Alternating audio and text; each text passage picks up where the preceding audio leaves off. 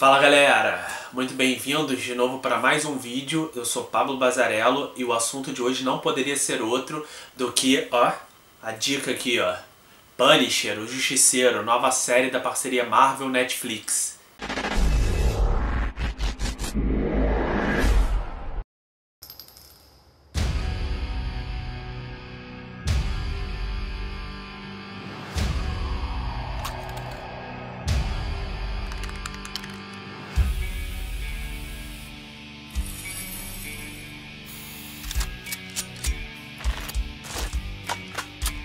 Shoot on sight.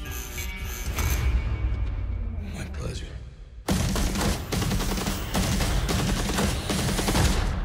What do you know about my family? I don't know anything. Fair enough. Bom, o Cinepop teve a oportunidade de conferir de antemão todos os 13 episódios da primeira temporada da série solo do personagem Justiceiro. Um personagem aí que já foi tentado algumas outras vezes emplacar no cinema sem êxito em 1989, em 2004 e em 2008. Agora eles concordaram que o lugar do Frank Castle, o alter ego do Justiceiro, é na telinha, é na Netflix e não poderia ter casa melhor para esse personagem. A gente já tinha visto a primeira aparição dele na plataforma, na própria Netflix, em 2016, ano passado, na segunda temporada do Demolidor. Ele apareceu como um personagem coadjuvante e é justo dizer que ele roubou todos os holofotes. Uma curiosidade para quem talvez não saiba, mas eles chegaram a pensar em incluir o Justiceiro como um dos membros dos Defensores, porque eles estavam achando que a série do Punho de Ferro ia ser muito difícil de ser desenvolvida por ser um personagem muito complicado e um pouco inverossímil. Então eles chegaram a cogitar jogar o Punho de Ferro para escanteio e no lugar dele botar o Punisher. E eu posso começar logo dizendo que a série é incrível. A série eu colocaria ali no topo, junto com as duas temporadas do Demolidor e com a temporada da Jessica Jones, que na minha opinião são as melhores. Eu ouso dizer que a série solo do Justiceiro briga pela liderança como a melhor série já produzida pela Marvel Netflix. Depois das séries quase sem fôlego do Luke Cage, mas principalmente do Punho de Ferro, e depois a junção de todos os personagens no Defensores, que foi uma série que não emplacou como deveria, ninguém morreu de amores como deveria, a gente estava meio com o pé atrás, né? Se é que a Marvel perdeu a mão nas telinhas, a Netflix está perdendo o gás, mas não. Com a série do Justiceiro é seguro dizer que eles ainda têm muita coisa para mostrar, ainda tem muita novidade, ainda tem muita inteligência, criatividade. O que acontece é o seguinte também, essa série ela é muito polêmica. Polêmica dentro e fora das telas. Como adaptar, né, nos dias de hoje, nos dias politicamente corretos, nos dias de violência extrema, de atentados, de mortes insanas e horríveis, de terror, né, do domínio do terror, cada vez mais sombrios os tempos. Como adaptar uma série sobre um personagem que é um exército de um homem só, que é um justiceiro no sentido literal da palavra, que é um personagem que não poupa ninguém, personagem extremamente violento, um personagem que de certa forma enaltece o armamento, enaltece as armas. De qualquer forma, nesse cenário super delicado, atual, é que estreia o Justiceiro, uma série que realmente vai incomodar muita gente. Como disse o próprio protagonista, o ator Jon Bernthal, que é ótimo, eu adoro esse ator, fiquei muito feliz quando ele foi escolhido para ser o Justiceiro, e aqui ele tá assim, fazendo tudo o que a gente espera dele, não decepciona, ele tá ótimo no papel, ele consegue transmitir várias camadas do personagem, momentos em família, mais calmo, ele tem uns devaneios, umas alucinações, vamos dizer assim, uns sonhos, um momento até um pouco espiritual, um momento calmo dentro de uma série tão intensa. Os quadrinhos ele era um policial e agora fizeram meio que um upgrade no passado dele, botaram ele como um fuzileiro naval, ele é um militar, tem um passado militar, que descobre uma falcatrua dentro do exército, né, lá das forças militares armadas, e tenta denunciar, termina tendo a família morta, a esposa e os filhos são assassinados, ele também tentam assassinar ele, mas ele acaba sobrevivendo e vive como uma espécie de fantasma, vive como uma espécie de lenda, né? As pessoas acham que o Frank Castle morreu, mas ele está vivo ainda, agindo como justiceiro, essa figura aí punidora, né, como diz o nome dele original, The Punisher, né, que é o punidor. O Jon Bernthal deu entrevista já dizendo que essa série é pra incomodar, vai incomodar muita gente, a série não pega leve. E isso, assim, eu tiro meu chapéu. Uma das melhores coisas, na minha opinião, em relação à série é justamente isso. Não tem como amenizar esse personagem. Ou você apaga, você não lança a série, você cancela a série por causa dos tempos de hoje, ou você lança a série e dá a cara a tapa, porque não tem como ser amenizado. Você fazer esse personagem de uma forma amena, de uma forma mais sutil, de uma forma mais simples, sem enfiar o dedo na ferida, seria uma traição ao personagem e a série não faria sucesso, porque os fãs não gostariam, os fãs não gostam de se sentir trapaceados, né? Na série, o que eu achei justamente criativo é porque a série se comporta mais como um filme, um thriller de espionagem política, à lá os filmes do Jason Bourne, né, a Identidade Bourne, o Ultimato Bourne. Ele segue um pouco mais essa linha do que simplesmente mostrar o personagem matando criminosos das mais variadas formas, né? Porque isso foi uma decisão até pensando nas outras séries que já passaram da Marvel Netflix.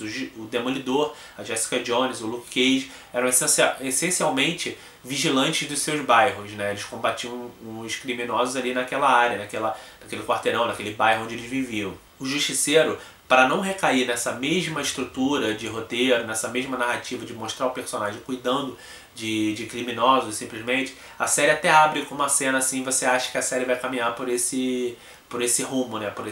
Vai seguir essa trilha. Mas é interessante mostrar ele fazendo isso e ao mesmo tempo mostrar uma trama muito maior que envolve figurões do alto escalão do governo, né? Agências e tudo mais, e ele tentando desbaratinar ele como se fosse uma peça, né, dentro um joguete dentro dessa complexa, dessa teia de aranha, dessas teorias, dessas conspirações muito maiores do que simplesmente um cara combatendo os criminosos da vizinhança.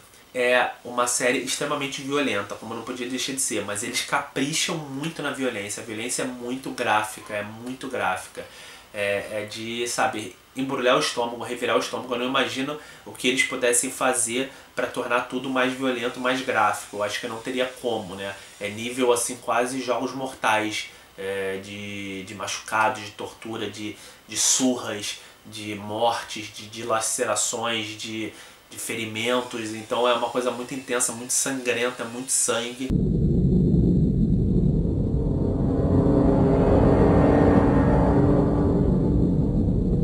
Eu até brinquei, aliás, minha crítica já está no Cinepop, vocês podem procurar lá a crítica em texto da primeira temporada do Justiceiro, The Punisher.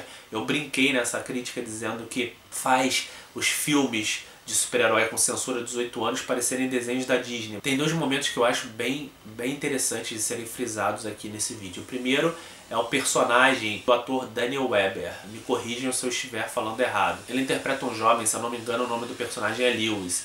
Ele é um cara que acabou de sair do serviço militar, ele era um militar, estava servindo no exército, viu guerra, viu conflito, foi dispensado e voltou para casa. É um cara bem jovem, não encontrou lugar na sociedade, parece que a sociedade virou as costas para ele, estava traumatizado, ele foi procurar ajuda em grupos de terapia, grupos de ajuda de ex-veteranos do exército para ver se dava uma aliviada, trazia uma certa paz. Não encontra e tenta de todas as formas confiar em algumas pessoas, acaba se decepcionando com todas elas, já era uma figura traumatizada.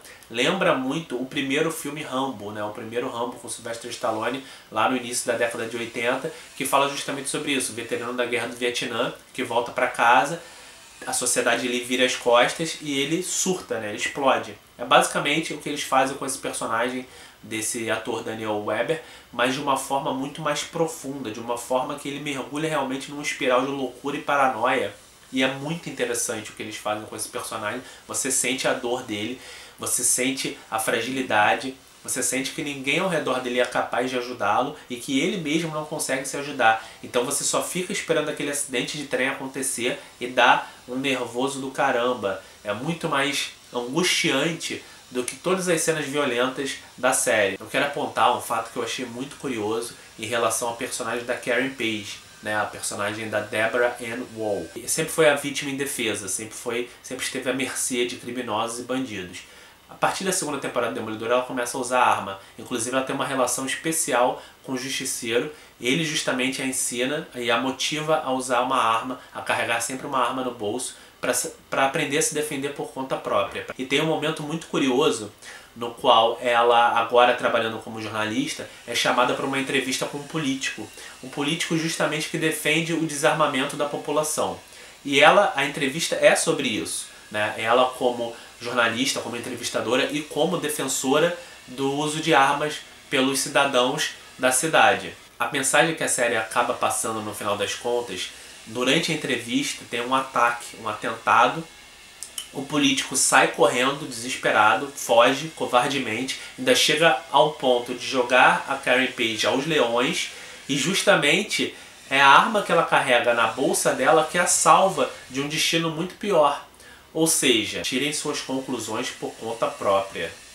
Bom, a gente fica por aqui. Se você gostou desse vídeo, compartilhe, curte, indique para os amigos, aperte o sininho para ganhar as notificações. Toda vez que sair vídeo novo aqui no Cinepop, vocês vão receber o aviso. A gente tem colocado muitos vídeos, quase de forma diária. Fico por aqui, aguardo vocês nos próximos vídeos. Um grande abraço e nunca, nunca, nunca, nunca façam justiça com as próprias mãos.